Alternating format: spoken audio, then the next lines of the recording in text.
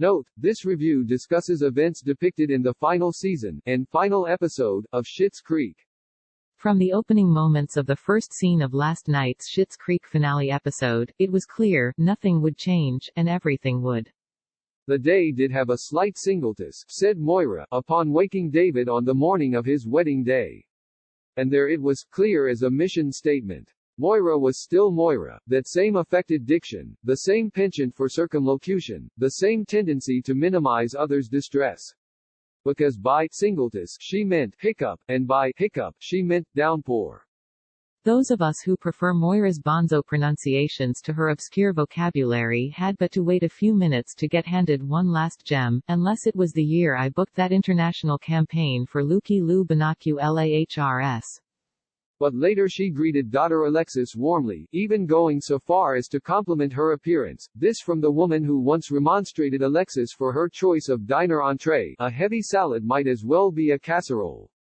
And later, of course, as she officiated David's wedding, this most arch, least emotive, most coolly distant of the Rose family completely friggin' lost it. The fact that she did so while clad in an ensemble that represented the peak of ecumenical couture was just so much frosting on the communion wafer. Moira's the same Moira she was in Season 1, Episode 1, vain, self-important, condescending. But over the course of 6 seasons, the town of Schitt's Creek, and the new familial intimacy thrust upon her by her living situation, went to work on her. She became a better version of herself, her carefully crafted facade cracking just enough for her to reach out to others, and for others to reach back. The show grew more empathetic along with her as, happily, Moira's status as a washed-up actress, her defining characteristic in early episodes, receded into the background. Her arc over the course of filming and releasing the unabashedly cheesy The Crows Have Eyes movie over seasons 5 and 6 revealed something important and satisfyingly surprising: Moira is good at show business. She's canny, self-aware and determined. This is one key to Schitt's Creek's abiding appeal, the opportunity to watch characters we've come to know staying true to who they are even as we can see them evolving. The Roses didn't fundamentally change, but they grew, they added layers of humanity, sincerity and vulnerability, even as the series allowed them to hold on to a sense of self-awareness that kept things from getting too sticky sweet. Consider, the ruination of his carefully made wedding plans sent David into a spiral, nothing changes, which was met by his fiancé Patrick's steadfast understanding, nothing changes, and then David, to some extent, actually stepped up and rolled with the punches, everything changes. Granted, the masseur Patrick gifted him with before the ceremony lent a hand, but Season 6 David has become a more grounded person whom Season 1 David likely wouldn't recognize, and would definitely resent.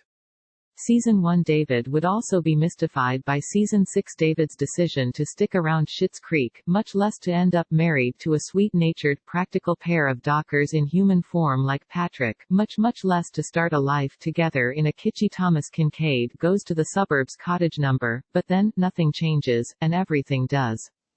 The same Alexis who spent the first episode waiting to be rescued by her boyfriend of nearly 4 months Steve Rose, and who collapsed into helpless wailing when he dumped her, has decided to venture out on her own, rejecting Twyla's generous, no-strings offer of financial support, because she's tasted what building a life on your own skills, not the attentions of others, feels like.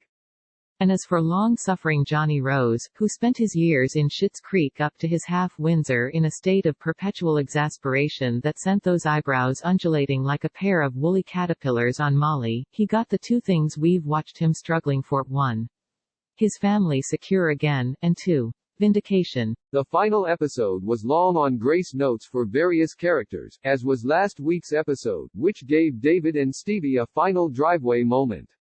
One could complain that the show's shift in focus to David Patrick left the great Emily Hampshire underserved for the past few seasons, but as a famous fruit wine spokesperson, Chantos once said, "Now is not the time for pettifogging.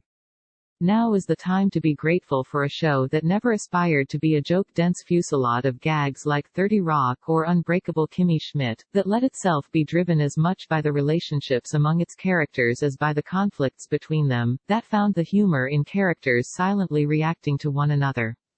Farewell, the pained grimace of Jocelyn Schitt. Au revoir, the simpering head tilt of Moira Rose. and a Jew, the "I can't believe this is happening but I love it oh my god" stifled smile of David, Alexis, Stevie.